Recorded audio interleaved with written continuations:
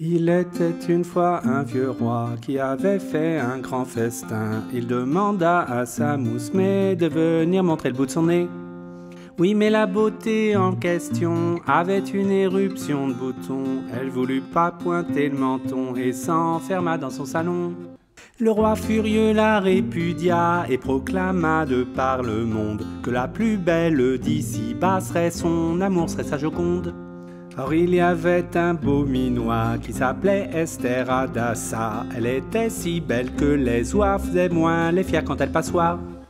Le roi, quand il la rencontra, fut conquis immédiatement. Il lui dit « Je t'aime mon enfant » et au même instant l'épousa. Or il y avait dans le royaume un chambellan nommé Aman, une pourriture, un sale bonhomme, un saligot, une vieille carne. Il était imbu de lui-même et voulait que sur son passage tous les citoyens se prosternent et qu'ils regardent pas son visage. Or il y avait dans les parages un juif qui s'appelait Mardoché, qui était pas du style je m'écrase, qui était pas du genre je baisse le nez. Mardoché se disait en lui-même: si Dieu nous fit sortir d'Égypte, c'est pas pour qu'on ait des problèmes dès qu'un mec se prend pour un type. Or Aman, qui était rancunier, alla voir le roi et lui dit: ces juifs il faudrait les tuer, comme ça on aurait moins de soucis.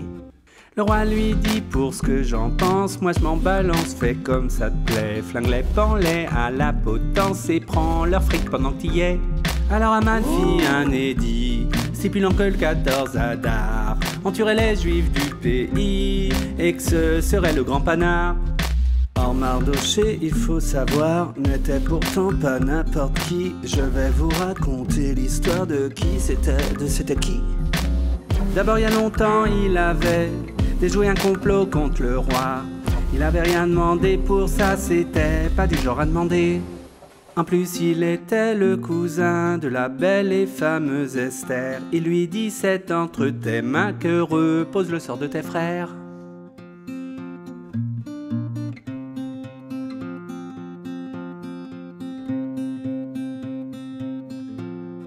Esther, tu ne peux plus te taire ou l'horrible Aman nous tuera. Il faut que t'ailles voir le roi et que tu plaides notre affaire. Esther lui dit: je vais essayer, mais le roi n'est pas dans ma poche. Il pourrait bien me trucider s'il s'est levé de son pied gauche. Or le roi avait mal dormi, il s'était levé en pleine nuit, avait pris l'histoire du royaume pour cultiver un peu sa paume. Tomba sur l'histoire de Mardoché, qui lui avait sauvé la mise. Tiens, je l'ai pas récompensé, se dit-il, je lui ai même pas fait la bise. Le lendemain il dit à Aman: chambellan, qu'est-ce qu'on pourrait faire? Un type vraiment remarquable, un mec qui m'a sorti d'affaire. Croyant que le roi parlait de lui et qu'il voulait le récompenser, Aman eut le cœur chaviré et tout joyeux il répondit: pour faire honneur à un brave type, il faut lui donner un cheval, il faut lui donner une couronne, il faut lui donner un manteau.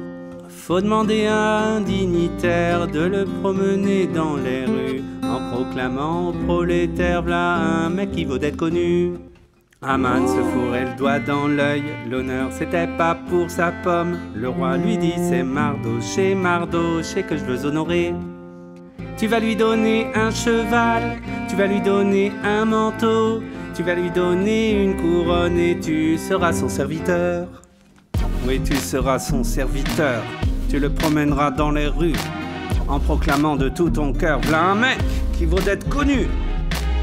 V'là un mec qui vaut d'être connu, v'là un mec qui vaut d'être connu, v'là un mec qui vaut d'être connu, connu.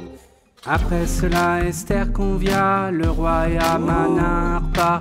Elle lui dit toute la vérité, que Aman voulait la tuer. Te tuer mon cœur, lui dit le roi, mais pour qui se prend-il celui-là? On pendit Aman par la nuque sous le regard froid des eunuques. On abolit le méchant décret et tous les juifs furent sauvés. Et Mardoché fut honoré et Esther eut plusieurs bébés. La morale de cette histoire, c'est qu'il faut pas désespérer. Même au fond du fond, on peut croire que tout finit par s'arranger.